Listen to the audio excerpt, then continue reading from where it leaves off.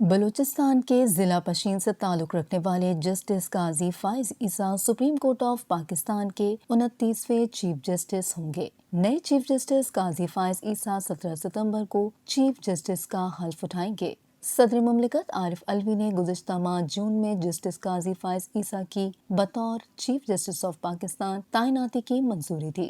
موجودہ chief justice of Pakistan justice Umar Ata Bandial آئین کے آرٹیکل 179 کے تحت ریٹائرمنٹ کی مدت تکمیل کے بعد 16 ستمبر 2023 کو ریٹائرڈ ہو جائیں گے۔ صدر مملکت جسٹس قاضی فائز عیسیٰ سے 17 ستمبر 2023 کو عہدے کا حلف لیں گے۔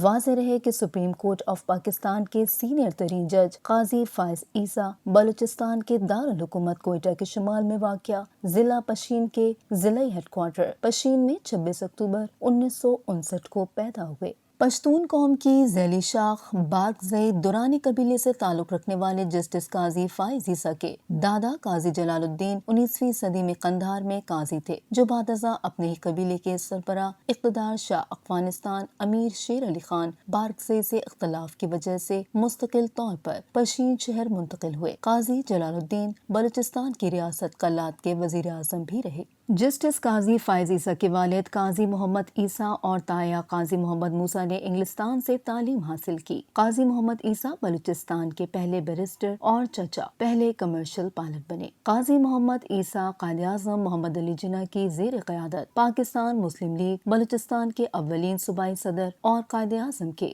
سب سے معتمد اور قریبی ساتھی رہے۔ قاضی عیسیٰ کی دعوت پر قائد اعظم پشین شہر بھی تشریف لائے اور ان کے ہاں مقیم رہے۔ قیام پاکستان کے بعد قاضی محمد عیسیٰ 1951 سے 1993 تک برازیل میں پاکستان کے سفیر رہے۔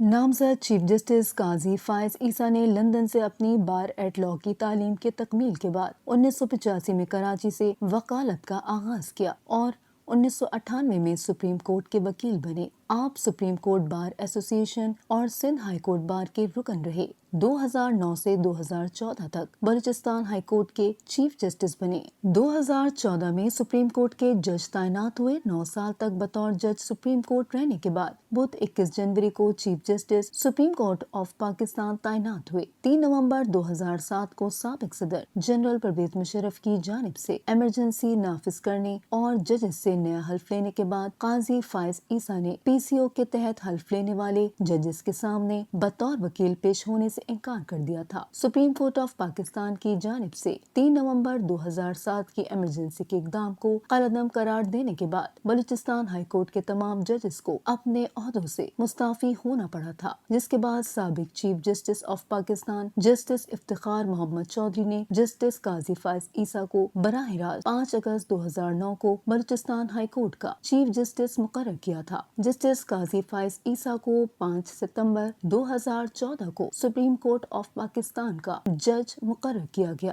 خوش آئند بات یہ ہے کہ چیف جسٹس قاضی فائز عیسیٰ 18 ستمبر کو اپنے پہلے کیس کی سماعت کریں گے۔ چیف جسٹس قاضی فائز عیسیٰ نے کاز لسٹ اور فیصلوں کی زبان انگریزی سے اردو میں تبدیل کر دی۔